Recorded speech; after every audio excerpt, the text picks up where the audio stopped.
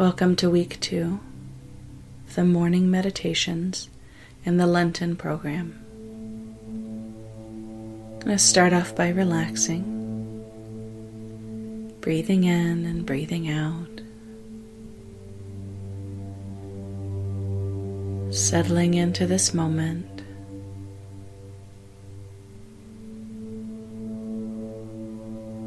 And setting the intention to be both alert and relaxed during this meditation time.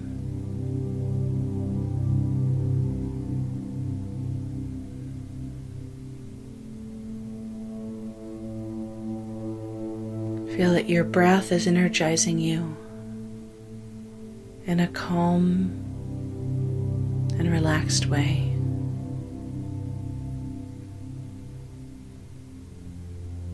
Feel your mind focusing, becoming present, and ready to contemplate.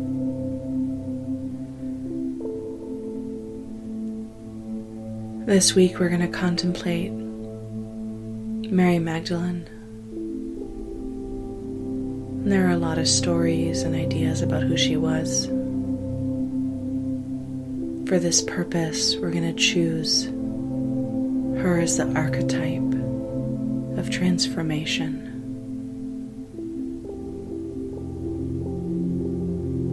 Of going from an extremely separated, isolated place to an incredibly unified one. We're going to relax and settle in, tuning into the Mary Magdalene part of ourselves.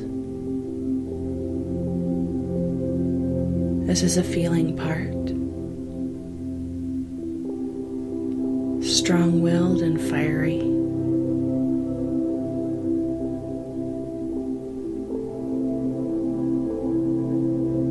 Rebellious and intense.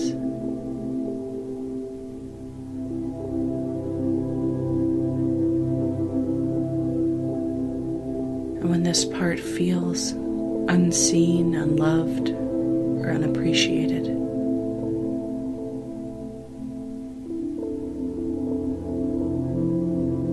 and it feels shamed for being bad or being told it's bad in some way,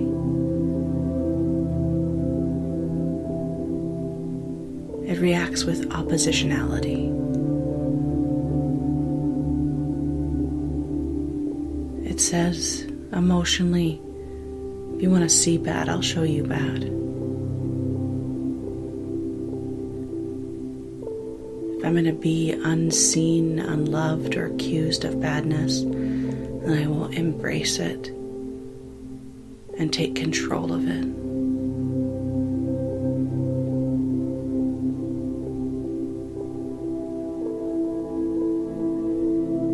And so feeling rejected in some way, it seeks control by actively pursuing those things which most parts of ourselves reject as bad.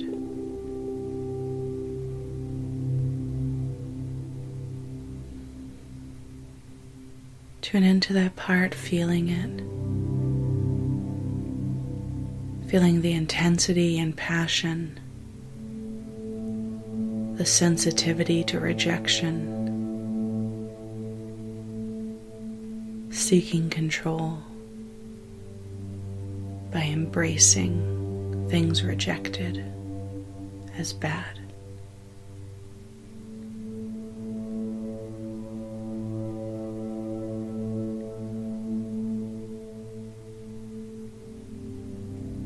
Feel this part in all its efforts to control and embrace those things which are out of tune with your own soul.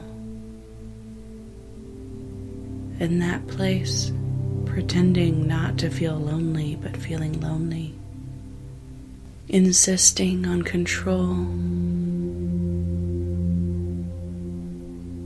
but feeling rejected and sad. Believing that it is in some way unlovable.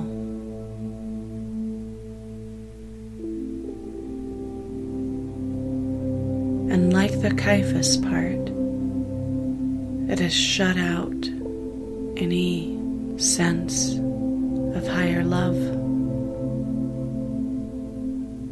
in order to live the life that it's living. It has pursued control over love,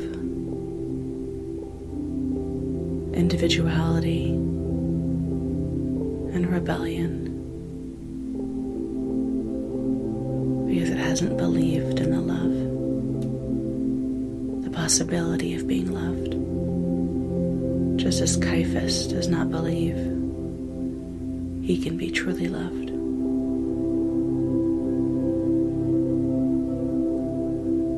But unlike the Caiaphas part, when the Mary Magdalene part comes upon the pure, powerful, brilliant love of the Christ,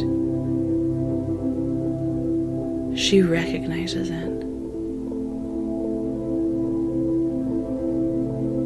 And she longs for it.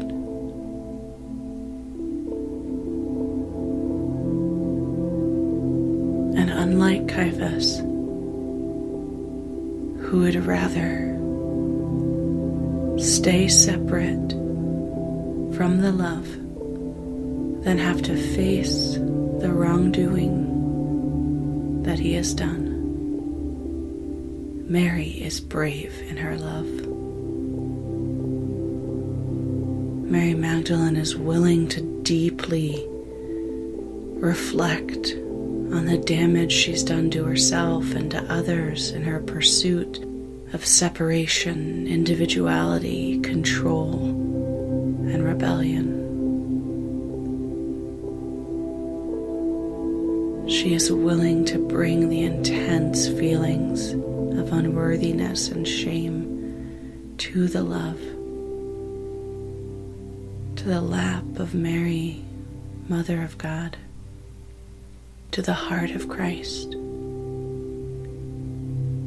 This part of you is courageous in its love as it was courageous in its rebellion.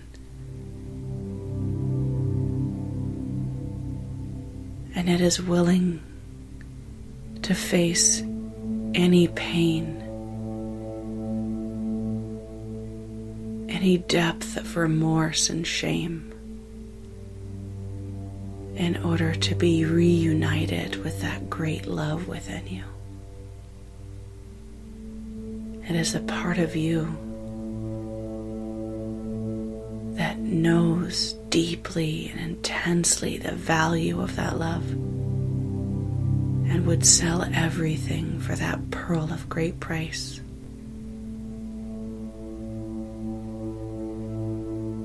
It is strong and clear, courageous and humble.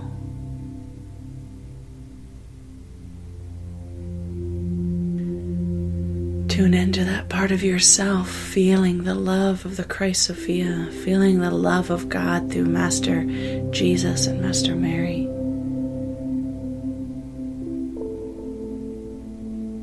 Being willing to face all parts of herself, all her actions, to feel the weight and the grief of the separation that she's created,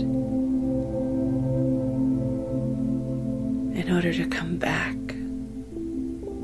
fully, purely, and honestly to the love.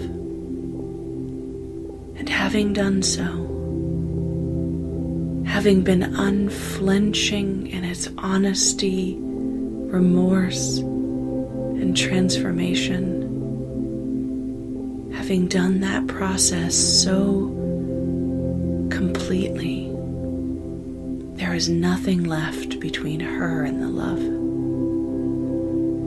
There is no self-doubt, no shame, no fear, no hesitation. And all that passion and intensity is one pointed on God.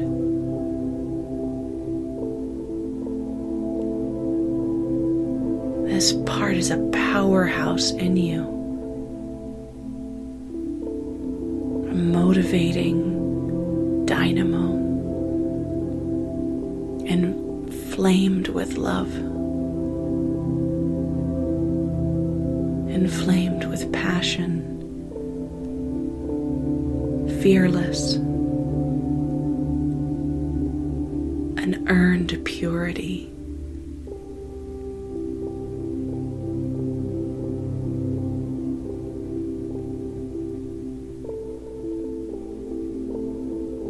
This part is a leader in your spiritual world inside. It's a part of you that does not flinch at the work of transformation, but embraces it fervently and wildly.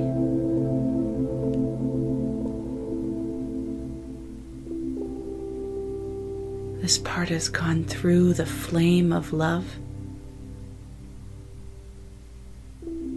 has been willing to see all the parts of itself that were separate or prideful, angry, fear-based and control-seeking.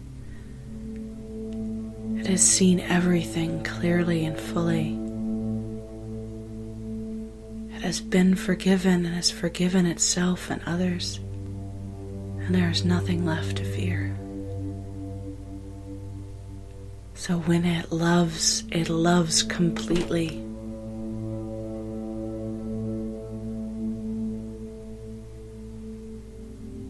And this part of you is so clear and powerful and passionate and devoted that it will be unflinchingly devoted and present at the great death and resurrection which is coming.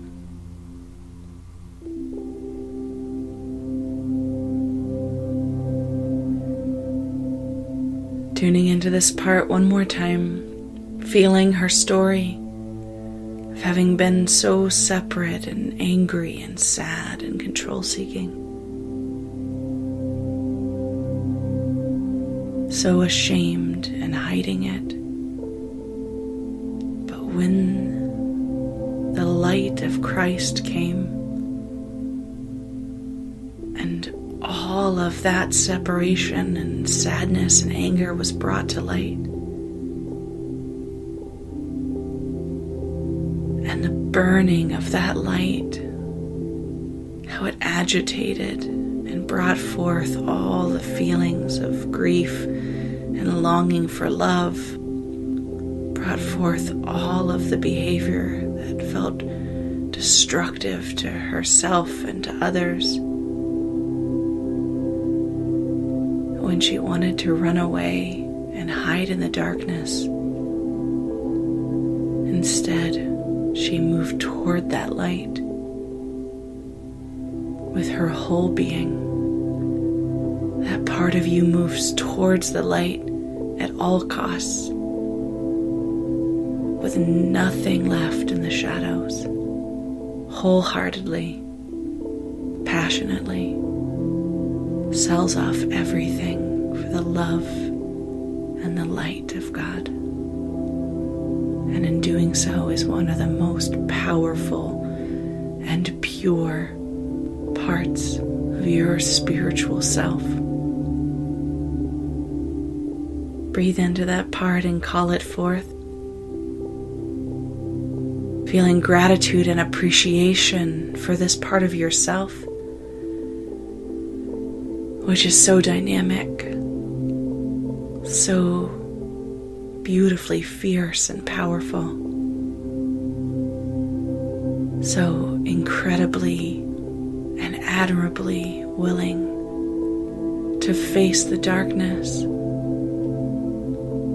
completely and without flinching in order to receive the fullness of light.